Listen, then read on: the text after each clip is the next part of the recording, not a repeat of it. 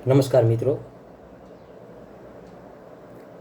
ગુજરાતી વિષયમાં semester 5માં paper number 508 સાહિત્ય સિદ્ધાંત વિચાર 1 એના પ્રથમ યુનિટ પ્રથમ એકમના વધુ એક પ્રશ્નમાં આપ સૌનું હાર્દિક સ્વાગત છે. મિત્રો, આપણે અગાઉ આમાં સાહિત્ય કલાના પ્રકારો, લલિત કલા અને લલિતેતર કલાઓ, ત્યાર પછી કાવ્યની વ્યાખ્યાઓ વિશે સમજવાનો આપણે પ્રયાસ કર્યો. હવે જે આપણો આગળનો મુદ્દો છે એ છે કાવ્યના પ્રકારો, જેને આપણે કાવ્ય કહીએ છીએ. એ કાવ્યના કેટલા પ્રકારો હોઈ શકે? તો એના અનુસંધાને વિચારીએ તો કાવ્યના ભિન્ન ભિન્ન પ્રકારો પાડી શકાય.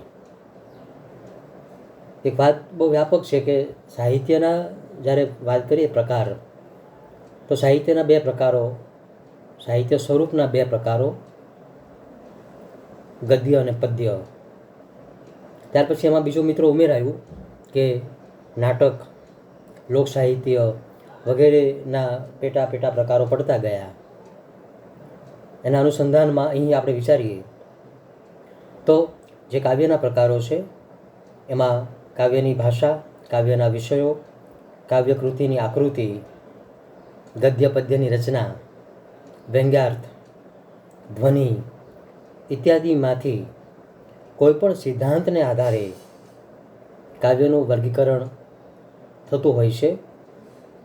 તો સંસ્કૃત મીમાંસાના આધારે જે પ્રકારો પાડવામાં આવ્યા એમાં મુખ્યત્વે કાવ્યના 3 પ્રકારના પ્રકારો પાડવામાં આવ્યા, જેને આપણે કહીએ છીએ 1 ઉત્તમ કાવ્ય, 2 મધ્યમ કાવ્ય, 3 અધમ કાવ્ય.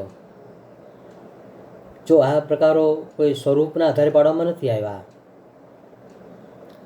પદ્યનું સ્વરૂપ નહીં, ગદ્યનું સ્વરૂપ નહીં, પરંતુ એની જે આપણે કહીએ અંગ્રેજીમાં ક્વોલિટી, એની ગુણવત્તા, અથવા તો ખરેખર જેને કહીએ કે આપણે પેલું કાવ્ય છે એ કાવ્યત્વ સિદ્ધ કરે છે ખરું કાવ્ય, એના આધારે ખૂબ ગહન ચિંતાઓ અને ચિંતન સંસ્કૃત મીમાંસામાં થયેલા છે. ક્યારેક કેટલાક વિવેચકોએ એને 5 પ્રકારો પણ પાડ્યા છે. એટલે કે ઉત્તમોત્તમ, એટલે કે ઉત્તમમાં પણ જે ઉત્તમ એટલે કે ઉત્તમ, પછી મધ્યમ, પછી અધમ, અને અધમથી પણ જે નિમ્ન કોટીનું છે જેને અધમાધમ એવા નામે પણ ઓળખવામાં આવ્યું. પરંતુ મહદઅંશે 5 પ્રકારો વિશે ન વિચારતા આપણે ત્યાં આ 3 જ પ્રકારોને વિશેષ ગ્રાહ્ય રાખવામાં આવેલા છે. તો સૌપ્રથમ આપણે વાત કરીએ કે ઉત્તમ કાવ્ય કોને કહેવું, ઉત્તમ કાવ્ય એટલે શું, એ માટે શું અનિવાર્યતા છે. આમ તો કાવ્ય શબ્દને જ ઉત્તમતા લાગુ પડે છે. જે ઉત્તમ હોય એ કાવ્ય, બાકી જે નીચેનું હોય એને આપણે કાવ્ય જેવું કશું કહી શકીએ, પરંતુ એને આપણે કાવ્ય કહેતા નથી. તો એના અનુસંધાને સંસ્કૃતમાં જે વ્યાખ્યાઓ આપવામાં આવી એનો અર્થ તપાસીએ તો કાવ્યમાં જ્યારે વ્યંગ્યાર્થ, વાચ્યાર્થ કરતાં વિશેષ રમણીય, ચમત્કારી હોય ત્યારે એને ઉત્તમ કાવ્ય કહેવાય. આ એક જ વ્યાખ્યામાંથી આપણે ખાસી બધી ચર્ચા કરી શકીએ. અહીંયા આપણે 2-3 શબ્દોને મૂળમાંથી સમજવાના છે. એક શબ્દ છે વ્યંગ્યાર્થ. એટલે કાવ્યની પંક્તિ જ્યારે આપણે વાંચીએ છીએ, દાખલા તરીકે કે જૂનું તો થયું રે દેવળ, જૂનું તો થયું, મારો હંસલો નાનો ને દેવળ, જૂનું તો થયું. કે પછી જીવ શાને ફરે છે ગુમાનમાં, તારે રહેવું ભાડાના મકાનમાં. કે આપણા મધ્યકાલીન કવિ સંત શિવ, એમની જે રચના છે હાટડીએ કેમ રહેવાશે ભાઈ મારા રામની રજાની, દાસી જીવનની આ રચના.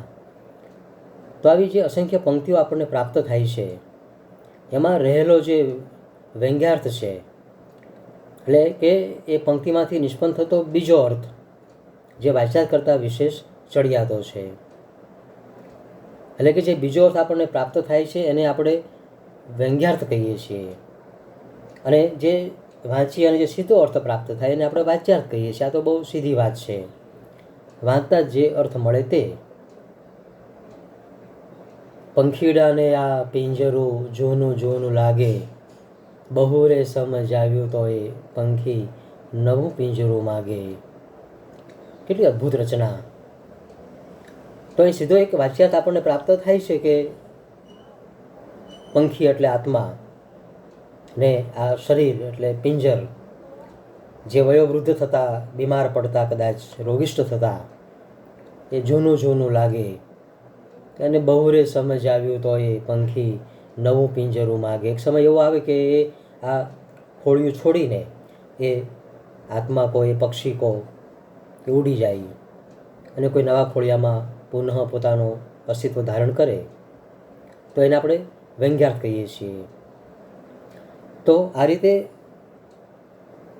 વાચ્યાર્થ કરતાં વ્યંગ્યાર્થ જ્યારે ચડી જાય અને ત્યારે એનો અર્થ જ્યારે આપણે પામીએ, અર્થ આપણે પકડીએ, ત્યારે જે આનંદની પ્રાપ્તિ થાય છે એને ઉત્તમ કાવ્ય કહેવાય.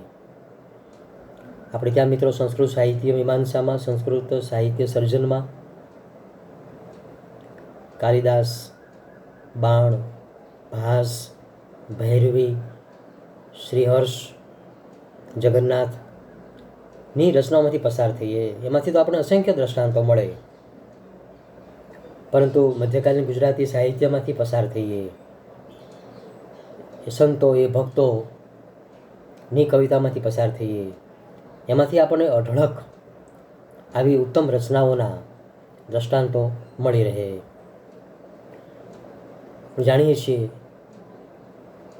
ભક્ત કવિઓ એ નરસિંહ મહેતા, મીરાબાઈ, દયારામની એક એક પંક્તિઓ આ ઉત્તમ કવિતાના દ્રષ્ટાંતો બને. મીરાબાઈ સરસ લખે છે કે હેરી મેં તો પકડી આંબલિયાની ડાળ, જંગલ બીચ મેં તો ખડી. હેરી, હે સખી હેરી, મેં તો પકડી આંબલિયાની ડાળ. કેમ અહીંયા મીરાબાઈ આંબો જ લાવે છે, આંબાની ડાળ લાવે છે? અહીંયા કોઈ પીપળો નહીં, લીમડો નહીં, ખીજડો નહીં, બાવળ નહીં, આવળ નહીં, પણ લાવે છે ફક્ત આંબો. અને આંબા, એના પાન, એનું શામ તત્વ, જ્યારે ઘટાટોપ આંબો એના પાનથી આચ્છાદિત થાય ત્યારે એમાં રહેલું જે શામલ તત્વ આપણે કૃષ્ણ નજીક લઈ જાય છે. અને પછી તો શું કહેવાનું હોય?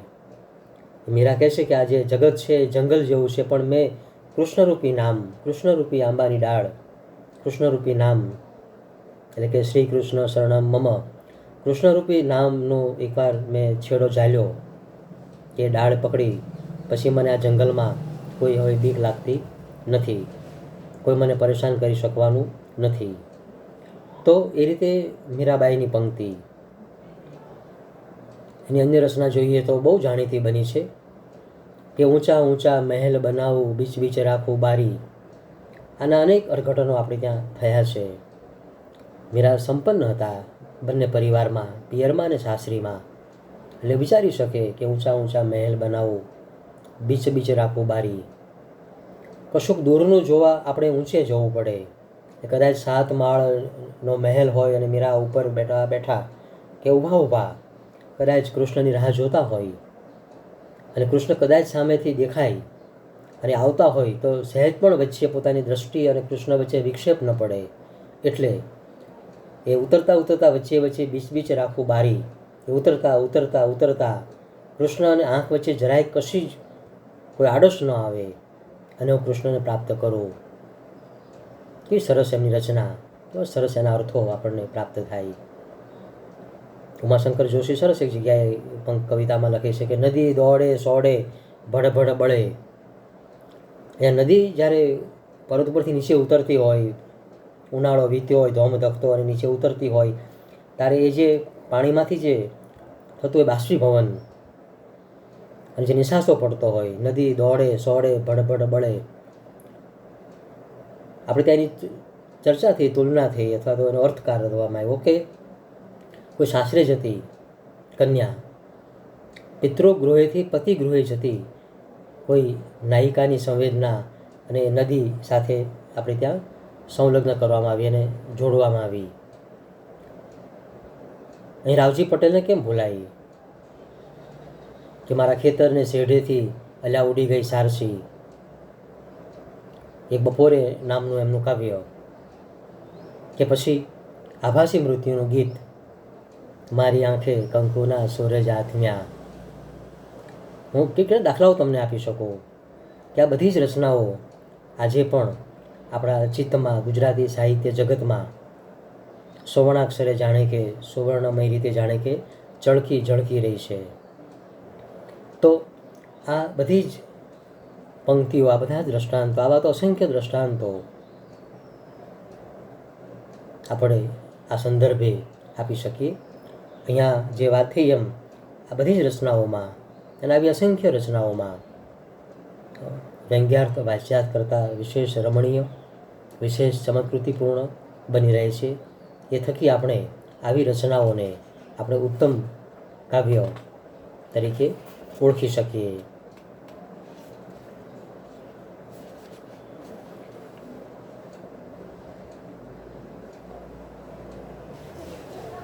સંસ્કૃત મીમાંસાના આધારે જો આ વાત કરીએ તો આખી આ વાતની વિભાવના જ આપી છે સંસ્કૃત મીમાંસક કાવ્ય પ્રકાશકાર મમ્મટ.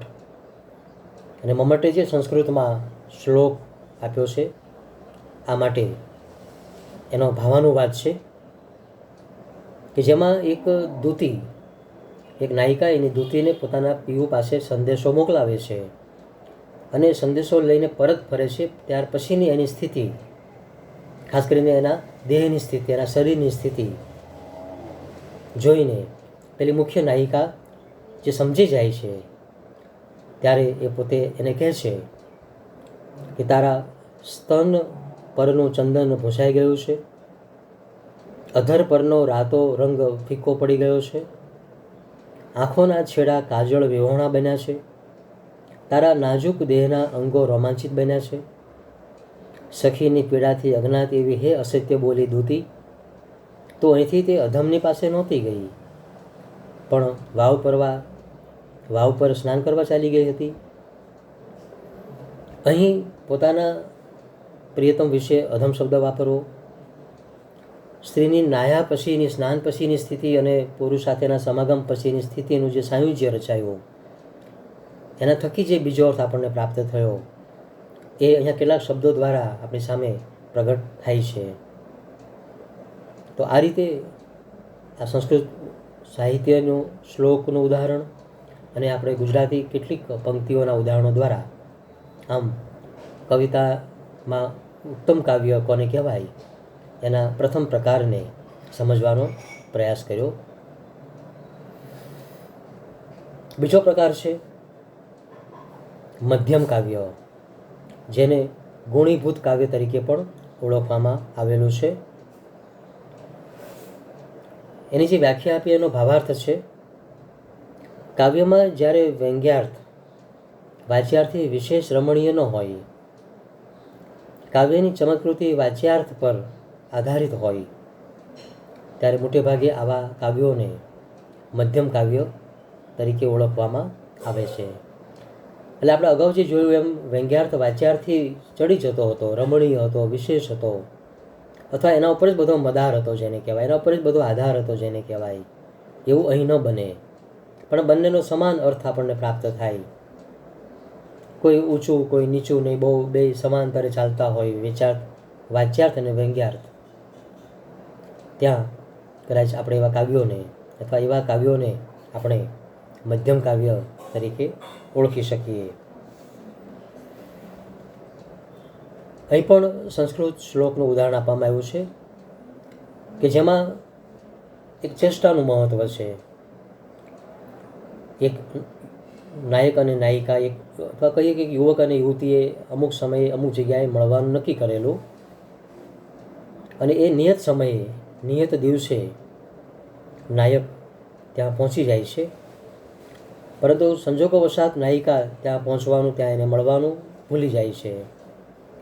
નાયક ખૂબ રાહ જોવે છે, સમય વીતી જાય છે, અને પરત ફરતા એ જે આંબાના વૃક્ષ નીચે મળવાનું હતું એ આમ્ર મંજરી લઈને પોતે નીકળે છે. નાયિકાના ઘર પાસેથી નાયિકા બધાની વચ્ચે બેઠી છે કદાચ, અને ત્યાંથી એને યાદ અપાવવા, કારણ કે સંજોગો બદલાયેલા છે, પ્રગટ થવાનું નથી, ત્યારે હાથમાં એ આમ્ર મંજરી લઈને પસાર થાય છે. અને જાણે કે પેલી નાયિકાને ભાન થાય છે, ઓહો, મારે તો આજે મળવાનું હતું, એ ત્યાં ગયા હશે, ઊભા રહ્યા હશે, રાહ જોઈ હશે, અને હવે એ પરત જાય છે. એટલે આમ એક આમ્ર મંજરી અથવા તો એક વૃક્ષની ડાળખી કે એની નાનકડી એક કળી લઈને નીકળતો માણસ એની ચેષ્ટા દ્વારા કેટલા અર્થો આપણી સામે અથવા તો નાયિકાની સામે આવી જાય છે. તો આવી રચનાઓને આપણે મધ્યમ કાવ્ય તરીકે ઓળખીએ. ગુજરાતીમાં સુંદરમના છાતીએ છૂંદણા, કોણ, ભંગડી વગેરે જેવી રચનાઓમાંથી પસાર થઈએ તો એમાંથી આપણને આવી રચનાઓના ઉદાહરણો પ્રાપ્ત થઈ શકે. કાવ્યનો જે ત્રીજો પ્રકાર છે એ છે અધમ કાવ્ય, જેને આપણે ચિત્રકાવ્ય તરીકે પણ ઓળખી શકીએ. એટલે આમ મિત્રો, એક તરફ ઉત્તમ કાવ્યો છે, ત્યાર પછી કેટલાક મધ્યમ કાવ્યો છે, અને ત્યાર પછી જેને કાવ્ય કહેવા કે નહીં એ પણ પ્રશ્ન ઊભો થાય. કાવ્ય જેવું કશું આપણે કહી શકીએ, પણ કાવ્ય તો નહીં જ.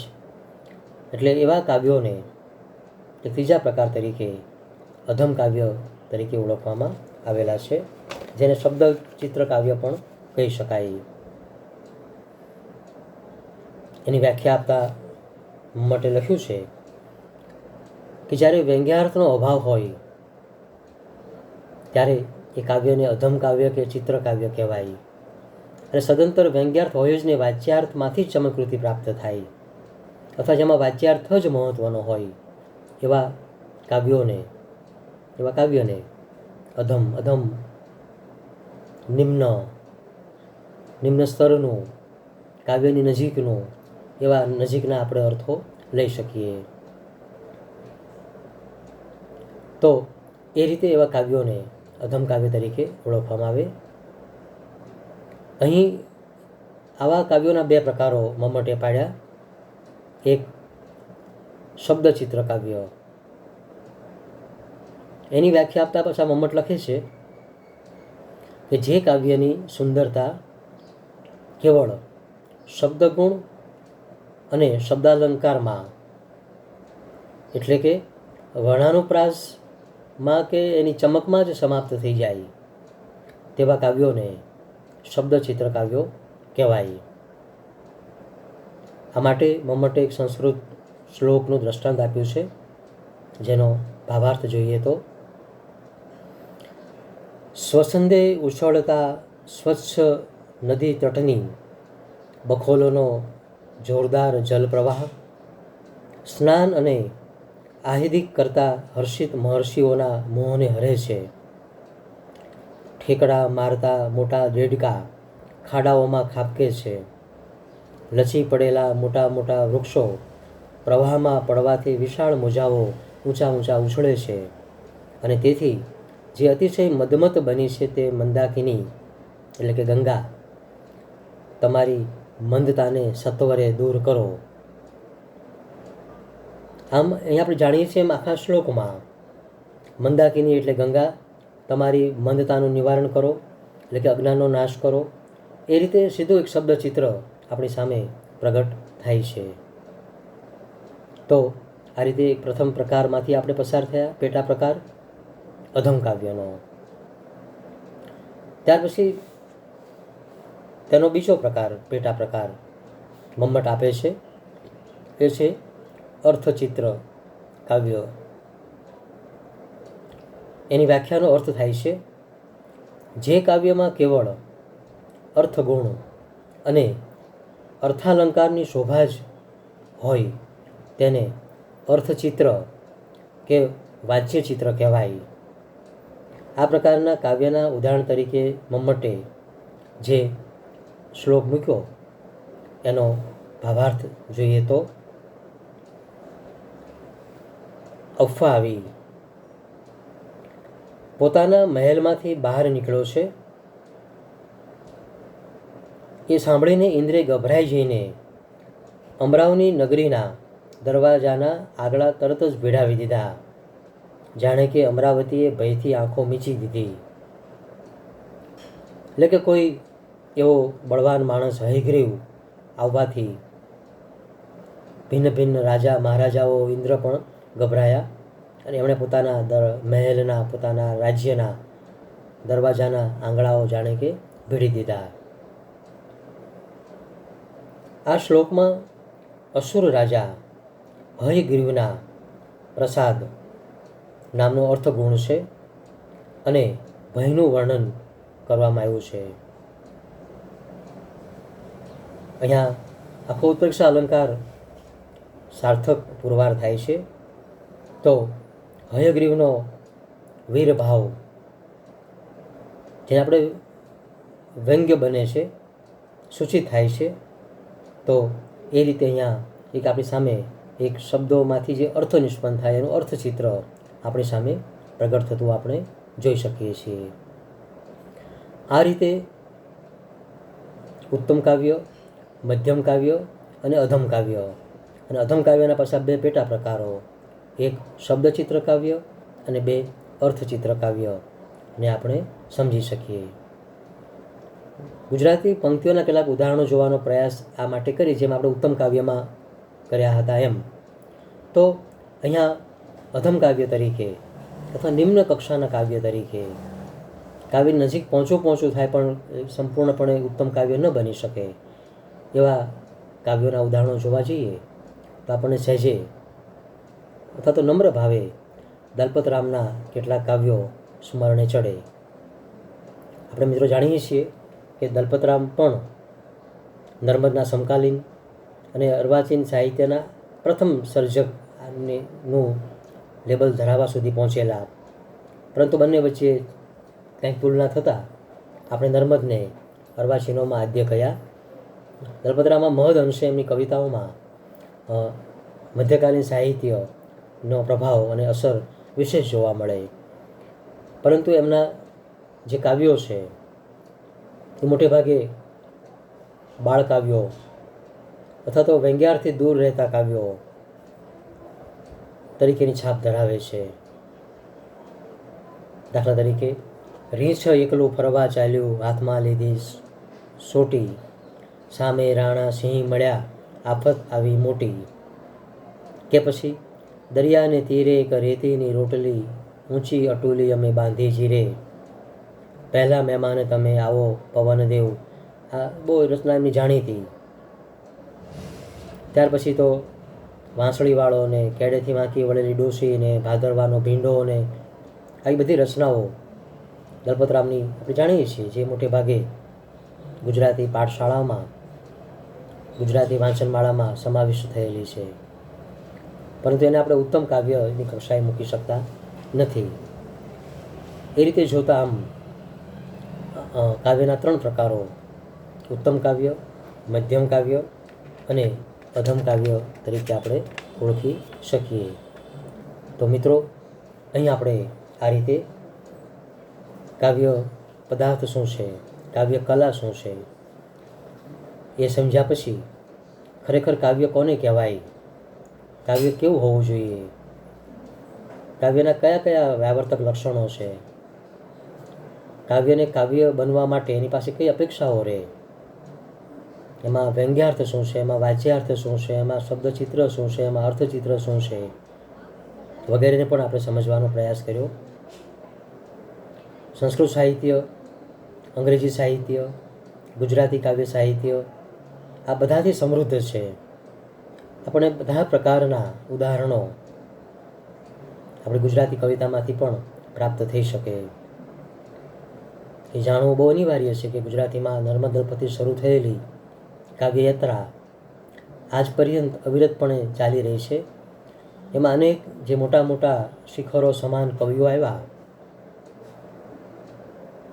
નર્મદથી શરૂ કરીએ, ભલે નર્મદને આપણે આદ્ય કવિ કહીએ પણ મોટો કવિ ન કહીએ, પરંતુ આદ્ય કવિનું શ્રેય એને આપ્યા પછી થોડાક આગળ વધીએ તો કાંત, કલાપી, બકા ઠાકોર, નાનાલાલ, રાજેન્દ્ર શાહ, રાજેન્દ્ર શુક્લ, ઉમાશંકર જોશી અને આજ પર્યંતના કેટલાક નોંધપાત્ર કવિઓ એ આ સાહિત્ય ક્ષેત્રે પ્રદાન કરી ઉત્તમ કાવ્યને સિદ્ધ કરવાના પ્રયાસો કર્યા.